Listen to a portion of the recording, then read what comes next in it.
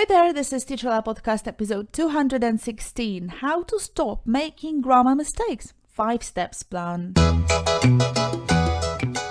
I'm Ola, an English teacher with over a decade of teaching under my belt. I firmly believe that unlocking fluency is within your reach. In fact, the key to fluency is in your pocket. Imagine confidently speaking English, conquering your fears, and embracing effective communication. Join my Top People newsletter for weekly motivation and free materials. Enjoy your journey to fluency. Happy learning!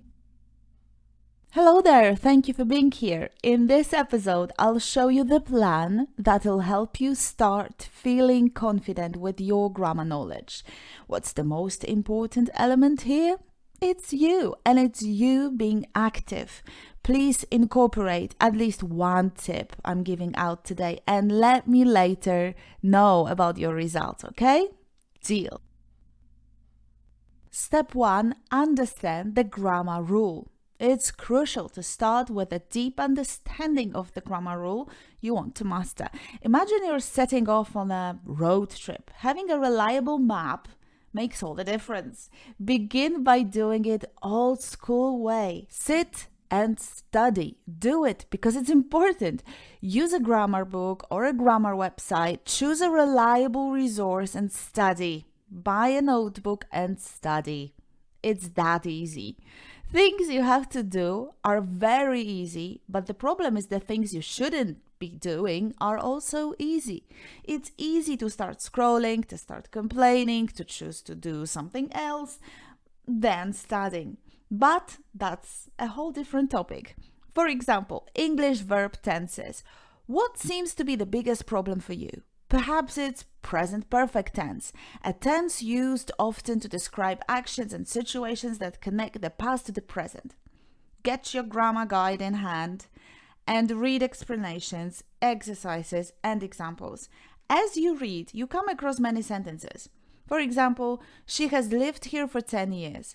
The grammar guide explains that the present perfect tense is formed by using has or have with the past participle form of the verb. You see how this tense can convey actions that began in the past and continue into the present. Understanding the rule is the first step toward effective communication. But hey, don't learn by heart. Focus and try to really embrace the theory. Now that you have a solid foundation, it's time to explore and practice. Step 2. Explore diverse examples. The next step is to immerse yourself in diverse examples. It's like stepping into a busy shopping center. It's confusing, it's messy, exceptions show up, etc. Suppose you've been trying to learn conditional sentences, particularly the first conditional, used to express likely future events. You have your knowledge of the rule, and now you explore various examples. You come across a sentence.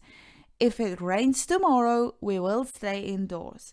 This conditional structure captures the idea that the future event, staying indoors, depends on a specific condition, rain tomorrow. Now, you seek more examples. You find sentences in books, you hear them in conversations, in vlogs and podcasts and videos, and uncover them in articles. Listen and read, but mostly listen a lot. Every day, be vigilant, be sensitive, and try to catch the structure you've been studying. You discover how context and sentence structure can alter the meaning and usage of this grammar rule. Every time you hear the structure you know, you feel great. It's because dopamine is being released. That's your reward. This mechanism will keep you motivated. Step 3. Memorize and practice. Now you're at the point in your grammar journey where practice and repetition become very important elements. Now it's time to practice until those rules become second nature. You have to focus on your regular verbs. You'll feel so much more confident knowing them. In my view, the best way to learn them fast and long term is to create flashcards, smart flashcards with example sentences. Gradually, these verb forms will become ingrained in your memory. But practice doesn't stop with the rote memorization. It's all about applying what you've learned in real conversations and written communication as well. Obviously, listening is still important. Listen and recognize the structures, catch irregular verbs, get that dopamine boost. Step 4. Listen and record. Your goal is to speak English with clarity and confidence. To achieve this, record yourself saying sentences and paragraphs with the grammar rule you're mastering. For instance, if you're focusing on questions, you record sentences like, "What time is the meeting?" and "How was your day?" Listening to your own voice helps you identify areas for improvement. Make one question in various tenses. For instance, what do you do? What are you doing? What did you do? What were you doing? What have you done? As you record yourself, not only you practice the grammar structure, but you also refine your pronunciation, rhythm, and fluency. Step 5. Apply the rule in real-life situations. Applying the rule in real-life situations. Don't pay too much attention to the order. I mean, it's number 5 on my list, but make sure you do this from the very beginning. Make as many mistakes as possible, but do it. Use new structures whenever you can. Expose yourself and practice. If you have zero possibility to do that, stop lying to yourself, because if you really want to, you can find a speaking partner or a speaking club. But let's say your fear is blocking you from doing that. There's no good news for you. At some point, you will have to push yourself out there and do it. But for now, for today, okay, speak to yourself out loud. Imagine a situation in which you meet your friend and you want to ask this question. Have you watched that new Netflix series? Just imagine asking this particular question.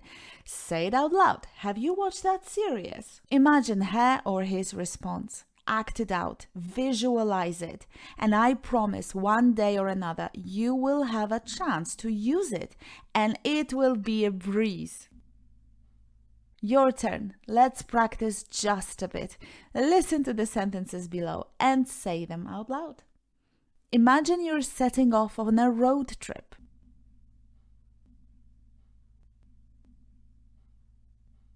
Imagine you're setting off on a road trip.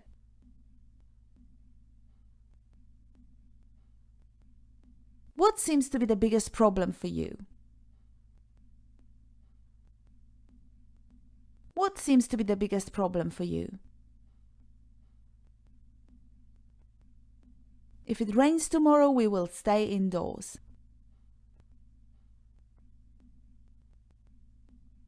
If it rains tomorrow, we will stay indoors.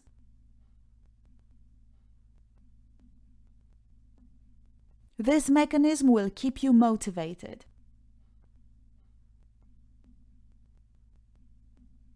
This mechanism will keep you motivated.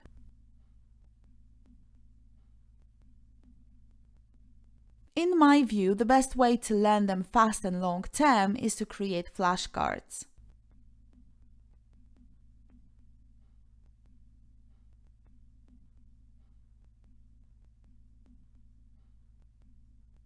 In my view, the best way to learn them fast and long term is to create flashcards.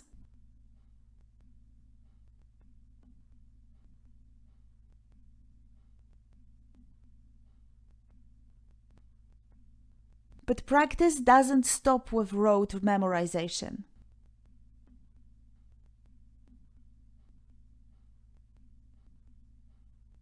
But practice doesn't stop with rote memorization.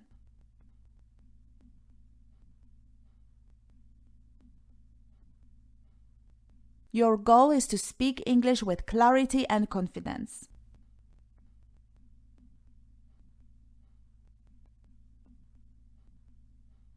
Your goal is to speak English with clarity and confidence.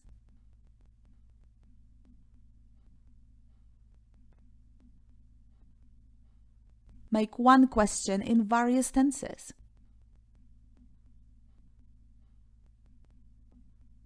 Make one question in various tenses.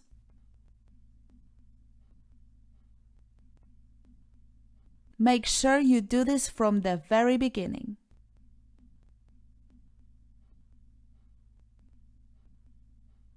Make sure you do this from the very beginning.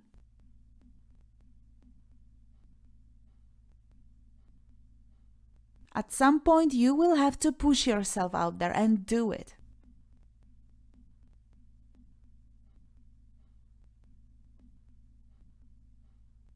At some point, you will have to push yourself out there and do it. That's it for today's episode. I hope you made some notes, listened actively, and now you're going to implement these things into your routine. Find me on Instagram and say hello. I'll be so happy to see you there. Don't forget to check out the worksheet for this episode at teacherola.com/216. And I'll be back next week.